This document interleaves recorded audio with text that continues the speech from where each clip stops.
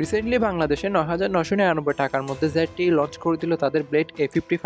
Highlighted বিষয় যেমন 13 মেগাপিক্সেলের ডিউল ক্যামেরা সেটআপ, 6.75 ইঞ্চি মাপের একটি ডিসপ্লের পাশাপাশি 5000 mAh ব্যাটারি তো রয়েছে। তবে আর কি নতুন ইন্টারেস্টিং ফিউচার অফার করছে তাও তো জানা দরকার, কারণে স্পেসিফিকেশনই তো তার পরিচয় নয়। এসব কিছুই জানতে হলে চ্যানেলে নতুন হলে চ্যানেলটি সাবস্ক্রাইব করে ভিডিওটি লাইক দিয়ে ভিডিওটি শুরু করা যায়। বাজেট ক্যাটাগরি স্মার্টফোন হওয়া এর বিল কোয়ালিটি কিন্তু তারা পলিকার্বনেটই ব্যবহার করেছে, আর ব্যাকে কিন্তু এক প্রকার আপনার শাইনি ফিনিশিং দেওয়া হয়েছে, যার ফলে ব্যাকটা অনেকটাই আপনার কাচের মতন লাগে। যেখানে নিচের দিকে খোদাই করা হয়েছে ZTE এর ব্র্যান্ডিংটি, যার টপ লেফট সাইডে প্লেসমেন্ট করেছে এর ক্যামেরা মডিউল এবং ফ্ল্যাশ লাইট। তবে ক্যামেরা মডিউল দেখে মনে হতে পারে এখানে কোয়াড ক্যামেরা সেটআপ, কিন্তু এখানে কাজের সেন্সর একটাই, যে 13 মেগাপিক্সেলের মেইন ওয়াইড সেন্সরটি। সেকেন্ড আইতে একটি অক্সিলারি লেন্স দেওয়া হয়েছে। মোটমাট ক্যামেরাটি আমাদেরকে ডিউল ক্যামেরা সেটআপ অফার করে থাকছে। ব্যাকে জাস্ট ক্যামেরা সংখ্যাগুলো বাড়ানোর জন্য আজারে লেন্স দিয়ে ভর্তি করেছে। আর ক্যামেরা কোয়ালিটি নিয়ে কথা বললে আপনি দিনের আলোতে যখন প্রপারলি লাইট থাকবে সেক্ষেত্রে মোটামুটি ভালো ছবিগুলোই তুলতে পারবেন। তবে লাইট যদি একটু কম বেশি হয় তাহলে সেক্ষেত্রে ছবিগুলো অনেকটাই ফ্যাকাশে করে তোলে। ব্যাক ক্যামেরা দ্বারা সর্বোচ্চ 1080p 30fps ভিডিওগুলো শুট করতে পারবেন, ফলে একটা ডিসেন্ট ক্যামেরা আউটপুট পেয়ে যাবেন, ওটাও এই বাজেটের মধ্যে। তবে আমার মতে স্মার্টফোনের ব্যাক ক্যামেরাটা আর একটু বেশি মেগাপিক্সেলের দিলে আর একটু বেটার হতো। তবে স্মার্টফোনের ডিসপ্লেটি অবশ্যই আপনাদেরকে একটু আনস্যাটিসফাইড করতে পারে এই ওয়াটার ড্রপ নচটি, যেখানে দেওয়া হয়েছে 8 মেগাপিক্সেলের সেলফি ক্যামেরাটি। এটা অবশ্য 5 সেলফি ক্যামেরা দিলে আমার মতে বেটার হতো। আর 8 মেগাপিক্সেলের সেলফি ক্যামেরার কোয়ালিটি আপনার এই বাজেটে অন্য 10টার মতনই।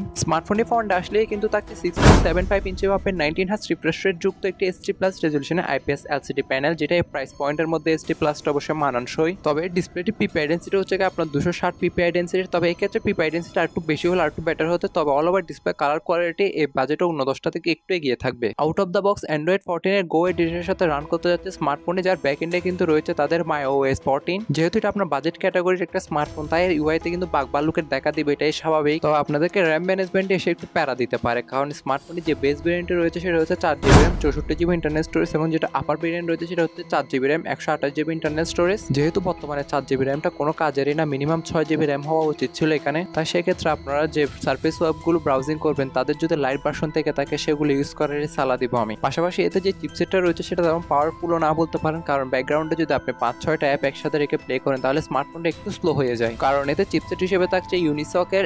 S69863A1, যেটা 28 ন্যানোমিটার আর্কিটেকচারের উপর বিল্ড একটি অক্টা-কোর প্রসেসর। ফলে আপনার হাই গ্রাফিক্স যেসব গেম রয়েছে সেগুলোর নাম নেওয়া হতো দূরের কথা, গুগল প্লে স্টোরে গিয়ে সার্চও দিবেন না। তবে আপনার যেসব 2D গেম রয়েছে কিংবা লো গ্রাফিক্স গেম রয়েছে যেমন সাবওয়ে সার্ফার, লুডো, এগুলো মোটামুটি ভালোভাবে প্লে করতে পারছিলাম। আর স্মার্টফোনটি দেখে আমরা বেসিক ইউজে 1.5 দিনের মতো ব্যাটারি ব্যাকআপ পাচ্ছিলাম, যেখানে আপনার 5000 mAh ব্যাটারি ব্যবহার করেছে। তবে বক্সে 10 ওয়াটের একটি চার্জিং ব্রিক প্রোভাইড করলো, সেটা আমার তুলনামূলকভাবে কম লেগেছে, কারণ এটি 0 to 100% চার্জ করতে অলমোস্ট 3 ঘন্টার মতো সময় লাগে। যেটিকে আনলক করার জন্য থাকছে সাইড মাউন্টেড ফিঙ্গারপ্রিন্ট সেন্সর, পাশাপাশি থাকছে 3.5 হেডফোন জ্যাকের গর্ত, type C slot, primary microphone, then primary speaker. তবে স্টোরেজ সেকশনটা আপনি চাইলে SD কার্ডের মাধ্যমে বাড়িয়ে নিতে পারেন, যেখানে আপনি দুইটি সিমের পাশাপাশি এক্সট্রা একটা SD কার্ডও ইজিলি ইউজ করতে পারবেন। বর্তমানে স্মার্টফোনটি যে 4GB RAM 128GB internal storage রয়েছে সেটার প্রাইস কিন্তু বাংলাদেশে অফিসিয়াল ভাবে রাখা হয়েছে 9,999 টাকা। তবে আমি মনে করি প্রাইস পয়েন্টের মধ্যে কিন্তু এর থেকে ব্যাটারি স্পেসিফিকেশন যুক্ত স্মার্টফোন আমাদের দেশে অ্যাভেলেবেল রয়েছে। তবে অল ওভার যে স্মার্টফোনটার আমার ডিসপ্লে কম্পাউন্ডটি মোটামুটি ঠিক লেগেছে। বাকি এর স্পেসিফিকেশন যেমন ধরুন এর ব্যাটারি বলুন কিংবা এর ক্যামেরা বলুন কিংবা এর ডিজাইন বলুন, সেগুলো আমার তেমন আহামরি খুব একটা ভালো লাগেনি। তবে আপনারাও যেহেতু স্বাধীন দেশের স্বাধীন নাগরিক, তাই আপনাদেরও চয়েস করার নিজস্ব স্বাধীনতা রয়েছে।